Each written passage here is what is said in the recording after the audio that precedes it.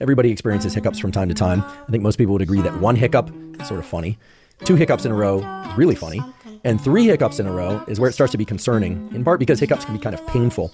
There is a technique that can reliably eliminate hiccups, and that simple method is to inhale 3 times in a row. This is a very unusual pattern of breathing, but what it involves is taking a big, deep inhale through your nose. Then before you exhale any air, take a second inhale through the nose, however brief that inhale might be, and then a third, even micro or millisecond long inhale through your nose to get that third inhale, and then hold your breath for about 15 to 20 seconds, and then slowly exhale.